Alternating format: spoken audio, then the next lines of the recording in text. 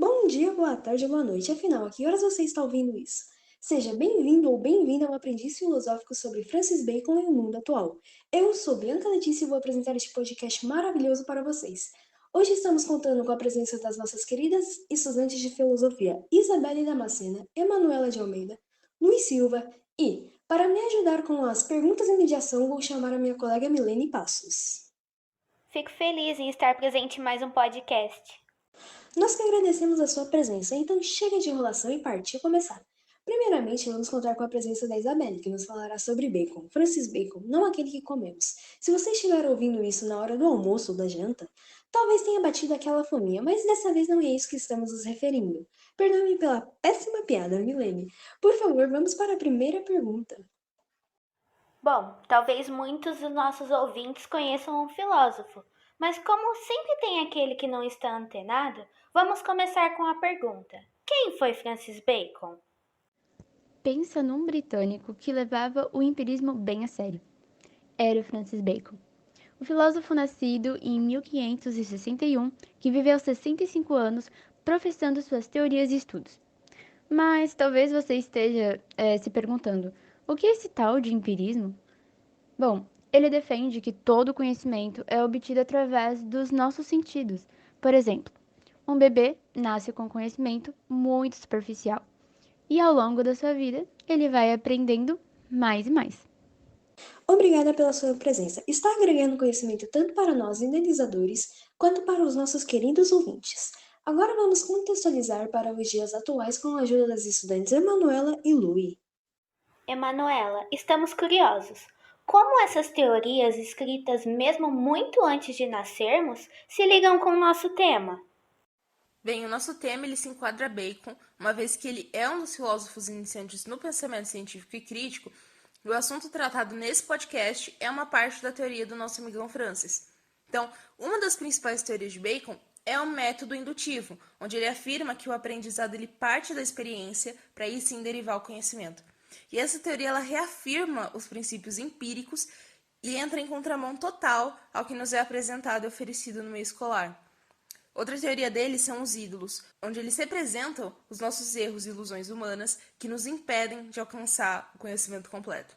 Esses ídolos eles são divididos em quatro, que são os ídolos da tribo, uma metáfora para a natureza humana, os ídolos da caverna, que são uma metáfora para o indivíduo em si, os ídolos do foro, uma metáfora para a comunicação entre indivíduos, e os ídolos do teatro, que é uma metáfora para as doutrinas filosóficas. E é aí que entra o nosso tema. Bacon na escola e na vida. Como as teorias do nosso amigo se enquadram ou desenquadram no nosso modelo educacional atual e como os nossos ídolos podem influenciar a nossa vivência social com os outros. Lui, agora queremos ouvir de você. As escolas ainda utilizam essas teorias? As instituições escolares atuais permanecem com o mesmo método educacional aplicado no século XIX.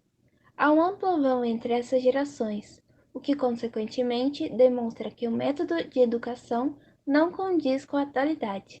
A educação mundial pode ser ligada aos ídolos do foro, pois a divisão das ciências que são ensinadas evita a confusão entre os conhecimentos.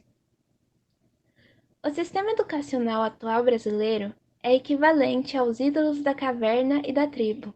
Eles estão apegados a uma linha de pensamento que não dá certo, já que o conhecimento chega para os alunos de forma parcial, considerando a quantidade excessiva de informações que o Estado acha que é o único caminho para melhorar a educação, o que obviamente não estimula o conhecimento e nem as inteligências individuais dos alunos.